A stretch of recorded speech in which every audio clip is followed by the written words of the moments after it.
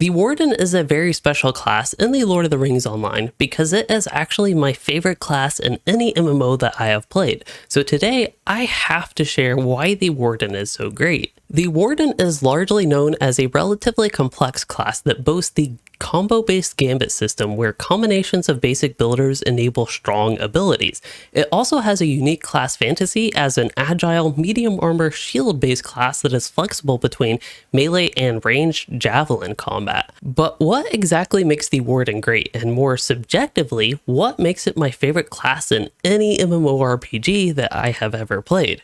Well, let's start here with the basics. At its core, the Warden fills the niche of a melee and ranged hybrid class that can both tank and DPS, all while providing some bonus group support. On top of their value in a group, they are kings of solo content. If you want to be able to solo dungeons and other difficult group content, the Warden is a very appealing class with their high defenses, AoE damage, and self-heals.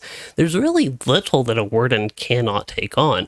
And Wardens do all this in style. Playing to their mobile class fantasy, Wardens wear medium armor. For weaponry, you can technically use a large variety of one-handed weapons, but the classic Warden uses a spear to go along with their unique Warden shield and their ranged javelin weapon.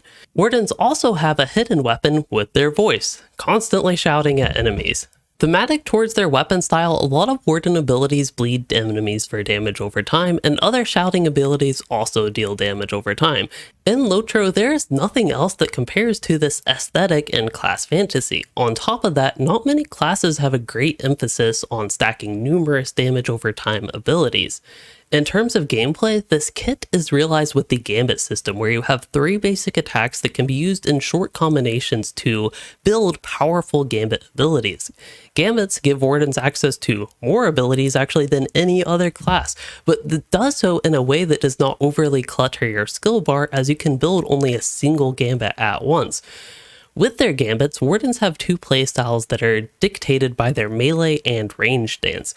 A new feature in a recent update that actually revamped the Warden is that each Gambit has the same effect whether you're in melee or range, so this increases the consistency and flexibility between melee and ranged combat for Wardens.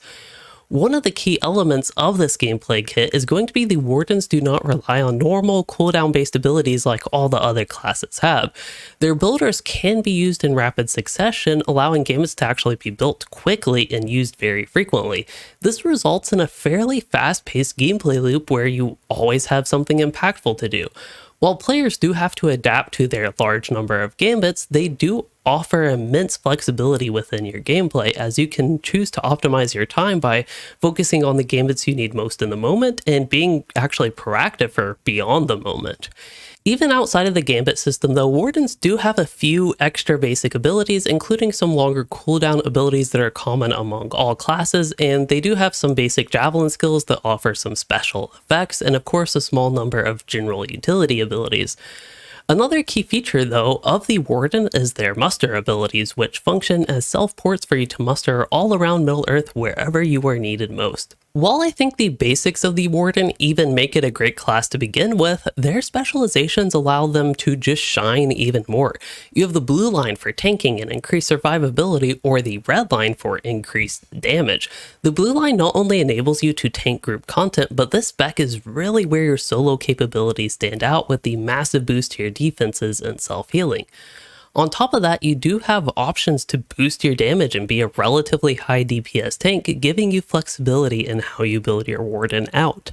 Finally, the blue line does give the Warden a lot of cooldown abilities that are called advanced techniques, which gives on-the-fly powerful effects to the class that is traditionally limited by the Gambit system. The blue line is also really great for soloing difficult content. By choosing the blue line, the improved healing capabilities for self-sustain and baseline defensive boosts enable encounters that just other classes or even a DPS-backed Warden here would just be unable to imagine taking on. For example, I was able to solo a new 6-man dungeon on its release as a blue line Warden.